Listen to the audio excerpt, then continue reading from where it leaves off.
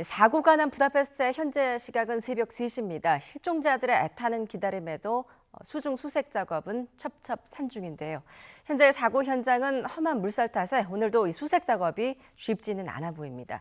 우리 정부는 헝가리와 인접한 국가들에도 이 수색을 강화해달라고 요청했고 오늘 외교부에서는 대책본부 회의를 이어갑니다. 먼저 취재기자 연결해 자세한 소식 들어보겠습니다.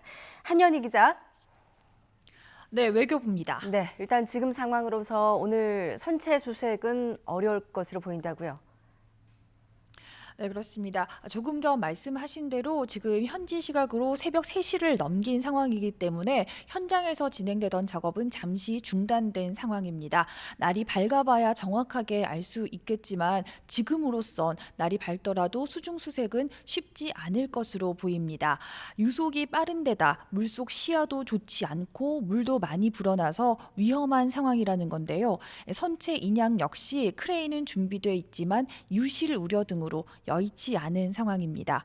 또 주말에 구름이 끼고 돌풍이 예고된 만큼 당장 수색 작업에 진척이 있기는 어려울 것으로 보인다는 게 외교부 당국자 설명입니다. 우선은 가능한 대로 이 보트를 타고 물 위를 수색하는 작업을 진행했는데 수중 수색이 중요한 만큼 정부는 우선 날이 밝는 대로 헝가리 측과 수색 진행에 대한 회의를 진행한다는 계획입니다. 예, 안타까운 시간만 흐르고 있는데요. 우리 정부가 이 헝가리와 인접한 국가에도 수색을 강화해달라 이렇게 요청을 했다고요. 네, 그렇습니다. 정부는 이 실종자들이 다뉴브 강을 따라서 인접 국가로 넘어갔을 가능성을 고려해서 크로아티아와 세르비아 또 루마니아 등 인접 국가에 경비정과 또 수색 인력을 투입해달라고 요청했습니다.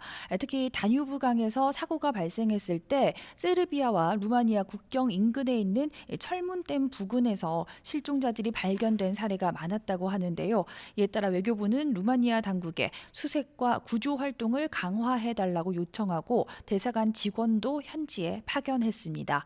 외교부에서는 10시부터 중앙재난안전대책본부 대책회의를 시작하기로 했는데 조금 전 시작됐을 것으로 보입니다. 우선 지금까지 수색 상황을 점검하고 각 부처별로 어떤 역할을 추가할지 논의할 예정입니다. 특히 사고 원인 조사를 어떻게 할지에 대한 논의를 진행할 전망입니다. 우선 신속 대응팀과 긴급 구조대 49명을 파견한 정부는 상황에 따라 대응 인원을 증가해 나갈 방침인데요. 특히 구조자와 실종자 가족에 대한 현지 심리치료 지원을 위해서 전문가 파견하는 방안을 검토하고 있다고 설명했습니다. 지금까지 외교부에서 YTN 한연입니다.